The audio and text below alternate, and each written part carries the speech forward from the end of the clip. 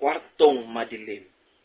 Minsan madalas sa kwarto na kukulong. Iniisa-isa sa utak ko ang iba't ibang tanong. Kailangan na ba ng saklolo o tulong? Upang hindi na sa kung saan pa humahantong. Iba't ibang problema na nagkapatong-patong, animoy kadina na magkakaparuntong. Ako naman ay matalino. Ngunit saan ang aking dunong? Sa sitwasyong ito, demonyo ang sa akin ay bumubulong. Mga boses na bumubulong na nakakabingi. Kailangan ko ng tulong. Saan nga ba hihingi? Pinilit kong labanan bulong ng kasamaan.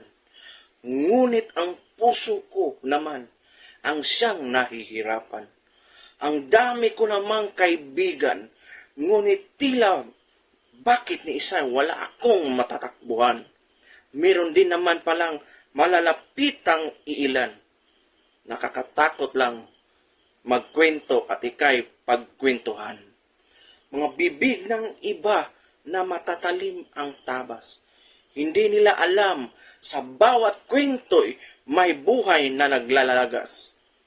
Mga taong maapanghusga na anyo sa loob man o panlabas. Sa bawat wika nyo'y may taong nalilihis ng landas. Pansin mo sa mga taong peke at sa'yo hindi tapat.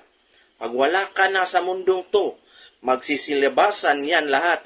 Inong nabubuhay ka sa kanila'y nagmistulak kang aklat. Na kung husgahan ka mula ulo, paa, tagos hanggang balat.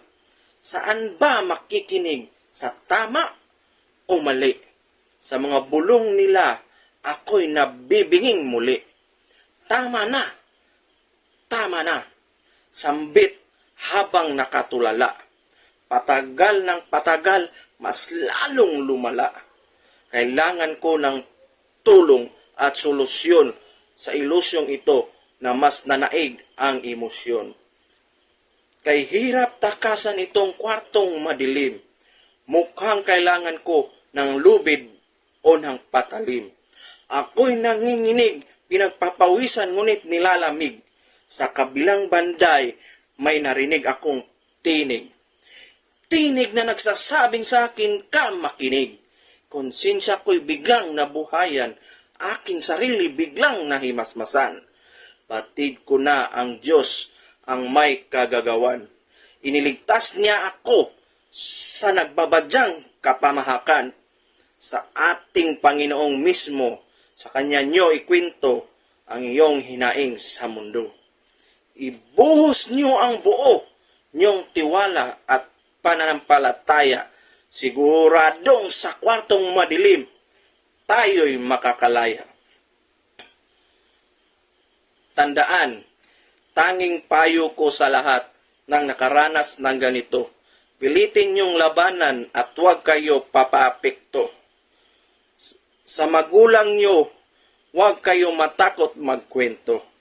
Dahil mas mapapayuhan nila kayo ng tama at wasto.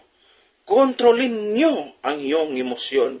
Magpakatatag ka at samahan niyo ng debosyon. Walang imposible sa taong may Panginoon. Hindi man ngayon, pero asahan mo ang iyong hinanaing at hiling tugon sa tamang panahon. Salamat po.